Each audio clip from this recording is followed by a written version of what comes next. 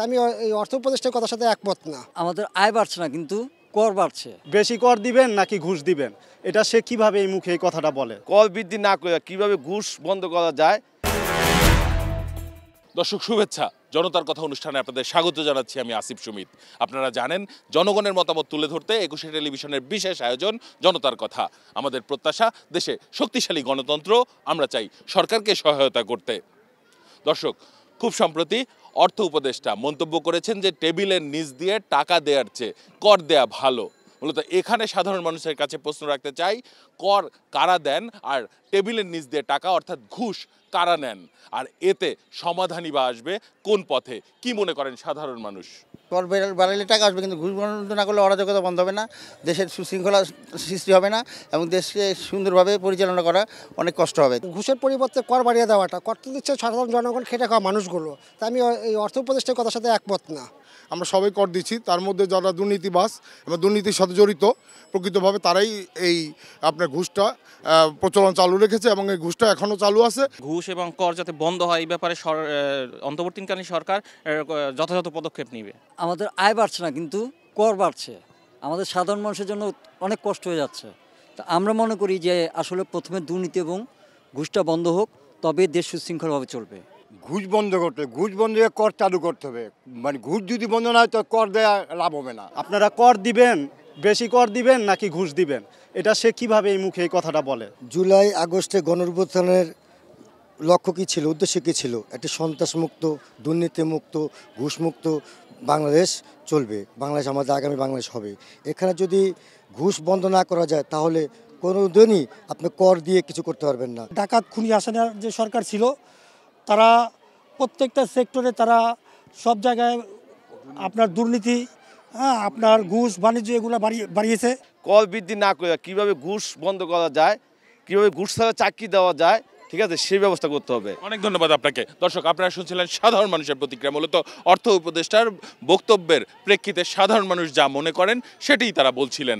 এখন সাধারণ মানুষের কাছে প্রশ্ন রাখতে চাই, খুব সম্প্রতি সমন্বয়ক হাসানাত আব্দুল্লাহ মন্তব্য করেছেন যে দেশের চারদিকে ষড়যন্ত্র হচ্ছে। মূলত যে আন্দোলন হচ্ছে, এই আন্দোলনের সুযোগ নিয়ে বিগত আওয়ামী লীগ সরকারের যারা সমর্থক ছিলেন তারা দেশে আবারও প্রবেশ করতে পারেন বা দেশের মধ্যে তারা অরাজকতা সৃষ্টি করতে পারেন। মূলত সাধারণ মানুষ কি মনে করছেন? ক্যামেরায় ওয়াও, স্টাইল দেখাও, Xenon X21 পারলে ঠেকাও। তারা খুব চেষ্টা করছে দেশে অরাজকতা সৃষ্টি করতে, বিভিন্ন লেভেলে আছে। ইনশাআল্লাহ আমরা আশাবাদী দেশের জনগণ সেগুলো রুখে দিবে ইনশাআল্লাহ। এইটা তো বাংলাদেশের মানুষ সবাই জানে যে এরা কী ধরনের মানুষ, কী ধরনের কী চরিত্রের মানুষ। এরা দেশটাকে যেভাবে লুটিয়ে পাটে যেভাবে খেয়েছে, এ দেশের মানুষকে কোনো শান্তিতে থাকতে দেয়নি।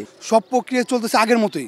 এখনও ওই আমলাতন্ত্র পেতাত্রা, আওয়ামী লীগের পেতাত্রা জায়গায় জায়গায় বসে রয়েছে, তাদেরকে এখনও তাদের আইন আওতে আনা হচ্ছে না। এবং তাদের যে আর্থিক অবস্থা এবং বিশাল পাহাড়, সম্পদের পাহাড়, তাদের কেন সম্পদ বাজেয়াপ্ত করা হচ্ছে না?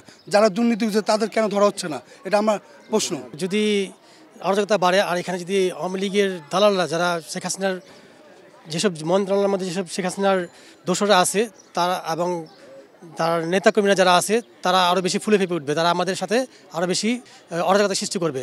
এত দাবি কোত্থেকে আসলো? মনে হচ্ছে যে এখন দাবির মৌসুম চলছে। এই দাবির মৌসুম বন্ধ করার দায় কার, দায়িত্ব কার? দায়িত্ব হচ্ছে বর্তমান সরকারের উপদেষ্টাদের। উপদেষ্টাদেরকে বলবো, বড় বড় কথা নয়, কাজ করুন। যদি কাজ করতে না পারেন, দ্রুত নির্বাচন দেন, জনগণের কাছে ক্ষমতা হস্তান্তর করুন, আপনাদের পথ আপনারা দেখুন।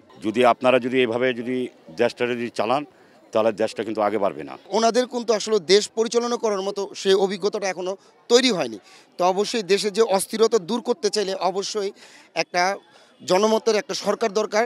আমরা শুধু নামে স্বাধীন হয়েছি, পরিচিত স্বাধীনতা এখন আমরা পাইনি।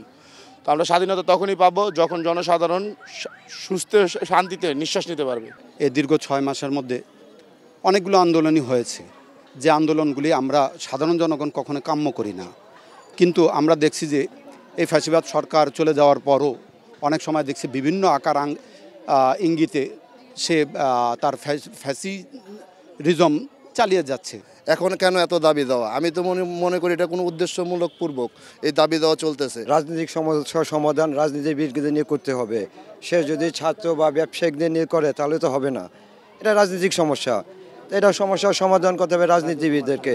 অনেক ধন্যবাদ আপনাকে। দর্শক, আপনারা শুনছিলেন সাধারণ মানুষের প্রতিক্রিয়া। সাধারণ মানুষ কিন্তু তাদের ভাবনাগুলো অসাধারণ, তাদের চিন্তা অনেক সূক্ষ্ম ও গভীর। দর্শক, জনতার কথা দেখতে প্রতি শনি, রবি, মঙ্গল এবং বুধবার চোখ রাখুন একুশে টেলিভিশনে। সঙ্গে থাকবো আমি আসিফ সুমিত।